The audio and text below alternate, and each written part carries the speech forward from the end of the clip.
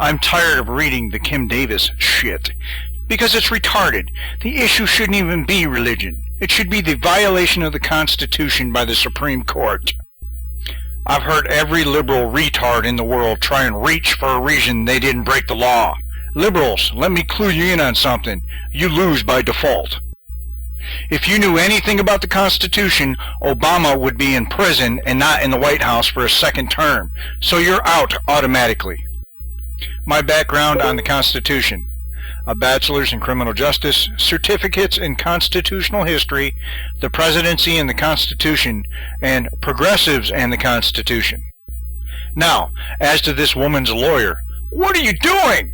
The Supreme Court is violating the Constitution, and you pick the weakest of all arguments you could have? What are you, a public defender? Let's get down to how the Supreme Court overstepped their jurisdiction. Let me read the 10th Amendment of the U.S. Constitution. The powers not delegated to the United States by the Constitution, nor prohibited by it to the states, are reserved to the states respectively or to the people. The United States Supreme Court does not have authority over same-sex marriage issues. Our Constitution says so, specifically in Article 3, Section 2. The judicial power shall extend to all Constitution cases in law and equity arising under this Constitution.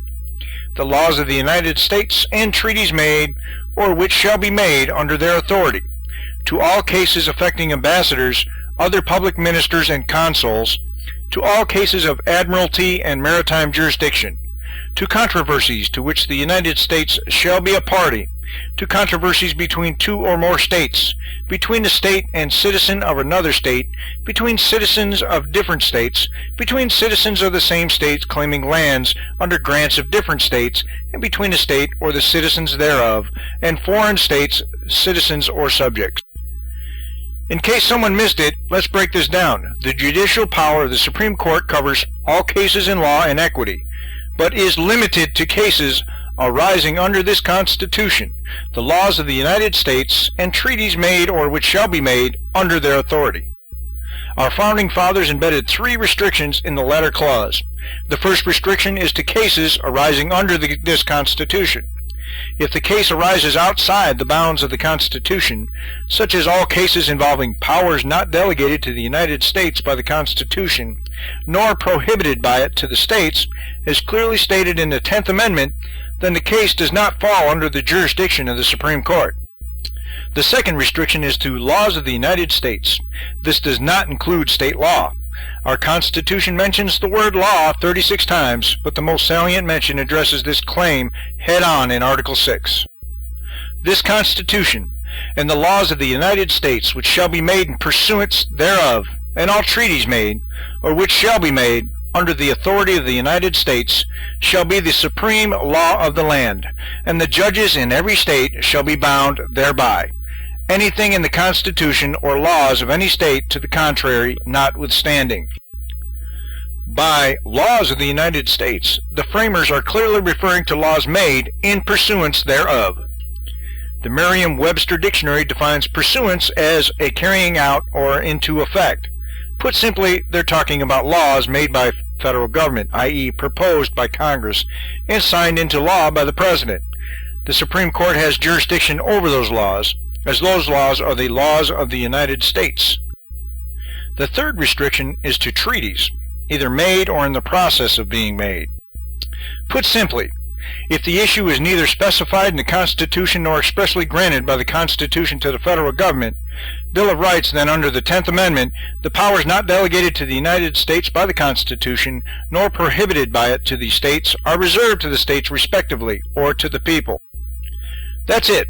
The Constitution specifically and expressly limited the Supreme Court's authority to only those powers given by the Constitution to the United States, aka the federal government.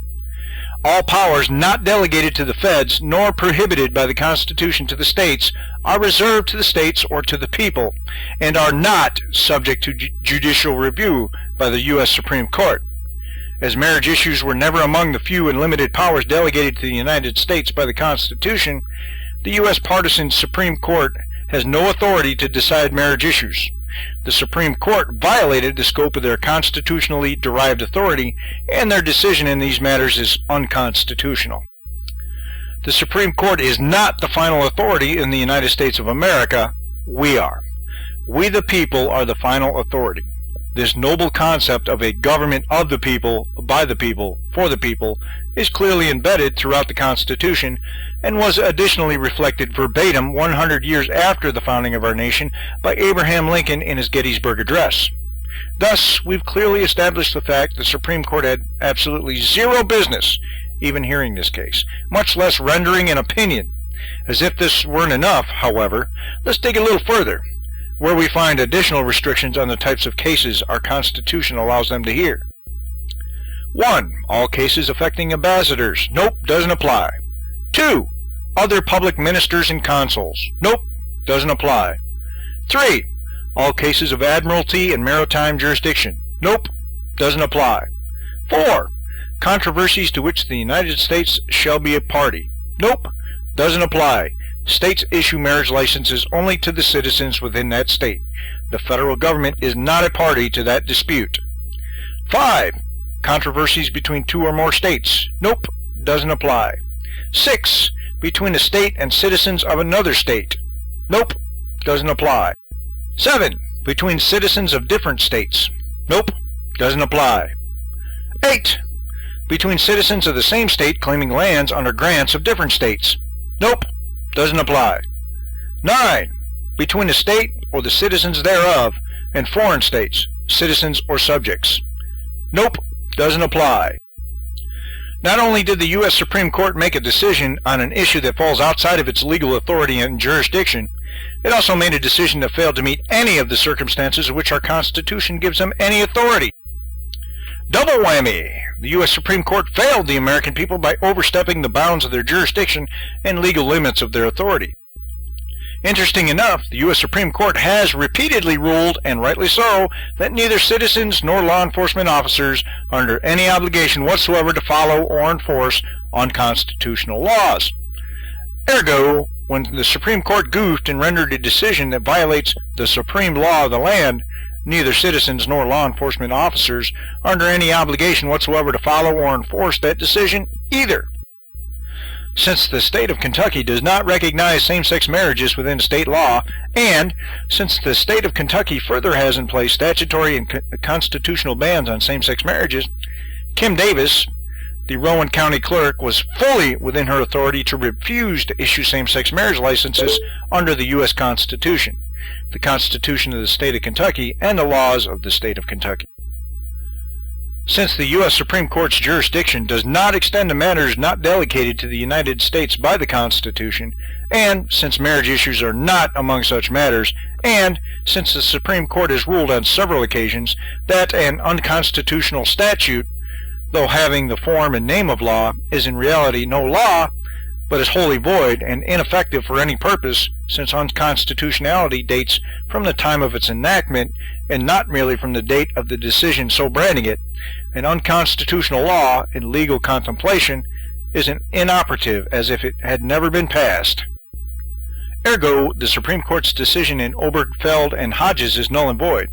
It is not to be followed, considered, or given any credence whatsoever in the matter of same-sex marriages in particular, or marriage in general.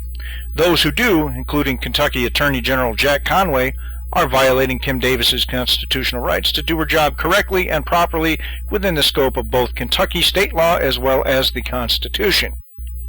And in an interesting turn of events, Jack Conway is running for governor in the 2015 gubernatorial election to be held in November 3rd. Isn't that special? That and the fact that he's a member of the Democrat Party should give everyone a proper understanding of the context in which we would threaten to prosecute someone like Kim Davis for following the Constitution. The last thing either Kentucky or America needs are peanut-brittle-brained politicians like Jack Conway who have zero qualms about throwing good, solid, moral citizens like Kim Davis under the bus. Here's a thought. Kentucky, vote for Matt Bevin. A vote for Bevin is a vote for your constitutional rights instead of Conway's clearly demonstrated anti-constitutional behavior. I came across the following tidbit and found it to be dead-on accurate. Thus, this isn't merely a double whammy, but a triple whammy. I was in favor of Kim Davis being jailed last week in Kentucky because I believed the media when they said she was violating the law by refusing to issue a marriage license to same-sex couples. But I heard a comment from Mike Huckabee that made me wonder if it was true, so I did a little reading. Remember in civics class where we learned that Congress makes the laws and the Supreme Court interprets them? Okay. In 1996, President Clinton signed the Defense of Marriage Act, DOMA, into federal law stating that marriage was between a man and a woman. There was no federal law concerning marriage prior to that, so DOMA became the federal statute pertaining to marriage. The Supreme Court ruled in 2013 that part of DOMA was unconstitutional and some states voted to allow same-sex marriage. However, they were in conflict with the remaining articles of DOMA. The way federal law works is that state law can be more restrictive, but it cannot be less restrictive than federal law. So, some states who voted to recognize same-sex marriage were in conflict with federal law, which is the reason the Supreme Court heard this issue again this year. We all know their decision. But what we apparently forgot is that since they can't make law, their decision to declare DOMA unconstitutional resulted in there being no federal law concerning marriage, which means jurisdiction falls to the state. And what that means, boys and girls, is that Kim Davis is not in violation of any law by refusing to issue marriage licenses after the Supreme Court ruling. In fact, if she had issued a license to a same-sex couple, she would have been in violation of the state laws of Kentucky, which had voted no on the issue. Congress failed to be prepared to handle this situation resulting from the Supreme Court striking down DOMA by writing a new federal law, so we are left with the issue being handled at a state level. In the states that voted no on this issue, same-sex marriage is not federally protected. Thus, I do not understand why her lawyer is leading with the fourth issue, a weak one at best. In fact, if he's successful, he will set the stage for all Muslims and other religions to refuse to do anything at work that violates their religious convictions while retaining immunity from being fired. That's definitely not the right approach. Companies need to be able to fire employees for non-performance, particularly when tasks like serving alcohol to airline passengers is clearly stated in the employment contract.